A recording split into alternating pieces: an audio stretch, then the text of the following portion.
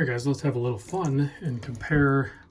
These are kind of a mismatch, and I know a lot of people are going to compare these two watches, but they're on two different price levels and refinement levels, but screw it, let's do it anyway. So on the left, you have the Oris Aquis 400. This is the new in-house movement. And then on the right, you have the Omega Seamaster 300 Professional white dial ceramic with obviously their 8800 in-house movement as well. So I guess that's the similarities they're both some of their best divers made, and they're both using in-house movements.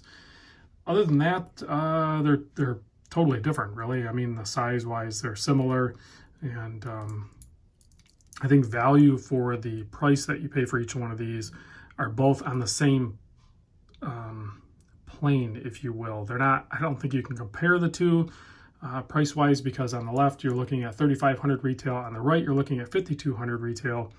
So price disparity of $1,700. Well, $1,700 can get you a lot, that is for sure. Even if you were going to pay retail, because we're talking retail prices, that's $1,700. That's a titanium G-Shock square camouflage. And so if you're just talking retail numbers, you could pick up one of these and that, and you would have two awesome watches for the price of one of these. So is that more of a fair comparison? Does that help you put it in perspective? So you can't really compare that against this. You'd have to compare this against this. That makes more sense. That's what I'm talking about. So, and I know I didn't set the time right. I'm going to set the time on this to show you guys, again, that you can set this without jumping the minute hand. So that's not really an issue. I think a lot of people are spending a lot of time arguing on that, and there is a proper way of setting the time on this Oris 400, so it's really not an argument that I'm going to enter into. So what we have here, the Oris is regulated. It is not stamped off as COSC. All COSC is an independent organization that does the proving of the test that you've done, basically. And COSC specs are basically -4 to +6 seconds in multiple positions, right? So Oris is regulating this -3 to +5, so 1 second better in both directions. So the reason they do that, obviously, is so they can claim we're regulating these even better than COSC standards. Why would we do the COSC if what we're doing is actually even better? I get that there was a time frame that we needed an organization to prove these companies' claims. But when you have a reputable company that's now coming out and backing it and proving it themselves, they don't need to pay a third-party organization to verify that.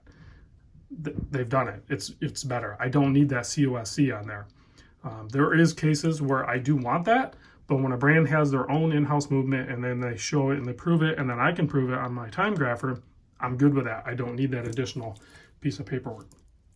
The Omega carries the Metis, which is a 0 to +5. So even better than the Oris and even better than COSC, again. And then they also subjected to more tests with magnetism and a bunch of other stuff. So they went like far extreme with their testing.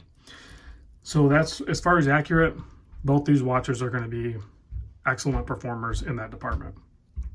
With the Oris, you have a 10-year warranty on the movement. So the earliest warranty expiration that you're going to see on the Oris 400 is 2030, because the movement came out in 2020. So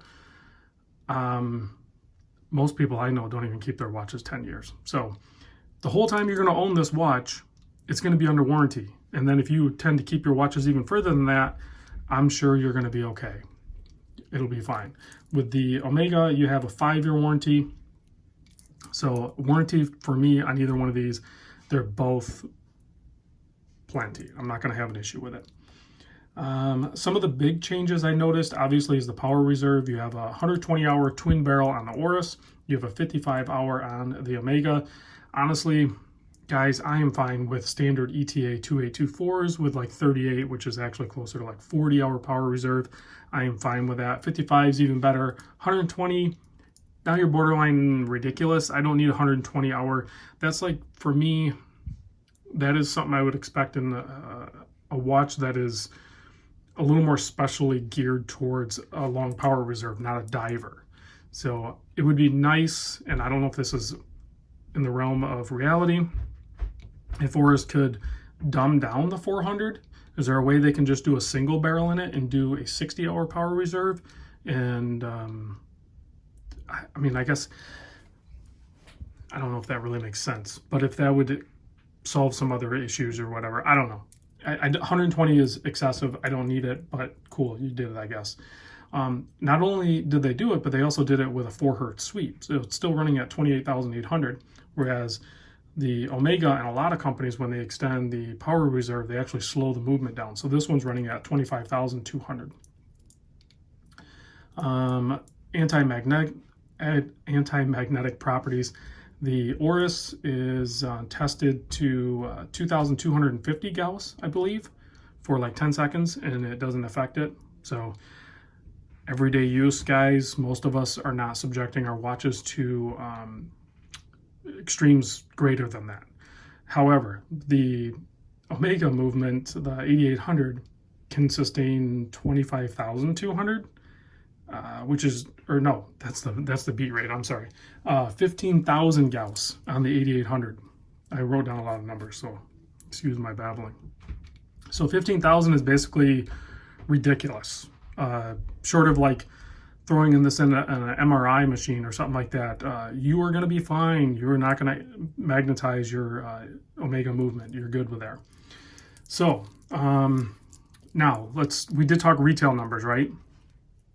And so you can tear those apart. You can do 20% off discounts and everything like that. But regardless of however you do that, you're going to have the same disparity. So when I say you compare these two against this one, the same thing happens at the rate of reduction when you purchase it. Whether it's, the numbers almost stay the same across the board, meaning that say you get 20% off on this and 20% off on this, you're going to get 20% off on this. The numbers are still the same disparity. They're just lower numbers, if that makes sense. So instead of like a $1,700 difference, you're going to have a $1,360 difference, but that also means you're going to buy this for $1,360 because you're going to buy it at a discount. So I'm just using the retail numbers as to not try to confuse too much, because that's what I just did. Now, if you look on the used market, you could maybe do a little bit better.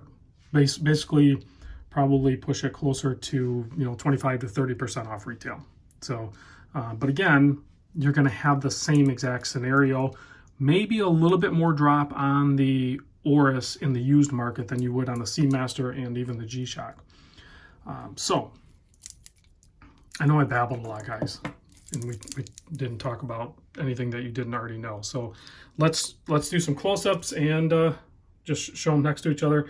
This is basically a more of a utilitarian type design for the movement. It's not decorated or anything like that, but it's still really tough looking. Kind of reminds me of how Tudor did the North flag, whereas on the Omega you have a little bit of work done to it, so it fancies it up a bit, but still really, I mean, even the work on it is like still not extreme, like hand done finishing and stuff like that. It's just dressed up a bit. So both of them have the display case backs, which is nice. Both of them have excellent finishing, unique designs. I've done videos on both of these independently, so it's really going to come down to what your preference is and what your budget is, potentially. So here is the Oris on wrist, on my 7¼ inch wrist. Awesome watch. I love this style clasp. Same thing the Seamaster has. It's simple. I don't need the fold over keeper and everything like that. That's just not how I use my watches in the real world. I don't need that extra security. I can tell you what I would probably do if I were in the hunt for either watch. Obviously, I bought and own the Seamaster, so obviously that's what I would do, because that's what I did do. Now, if I were going to buy an Oris Aquis, I'm going to keep it real here. I wouldn't buy the 400. Not because it's not a great movement. I think it's a great movement. It's just that I don't always need great movements in my watches. I would be buying the Oris Aquis because I want the Oris Aquis. And I would want to add the best deal I can get. So the retail on a regular Oris Aquis is $2,200, and then with discount, you're probably going to be, even from an AD, probably around basically the $1,800 mark, right? That's where I would go. Whereas, so basically, regardless of whatever number game you play again, basically the non-400 one is going to be $1,000 less money. So if you're looking for an Oris Aquis and you absolutely love the new movement and you want that power reserve and the anti-magnetic properties and the regulation of it and everything, then yes, that $1,000 is going to be worth it to you.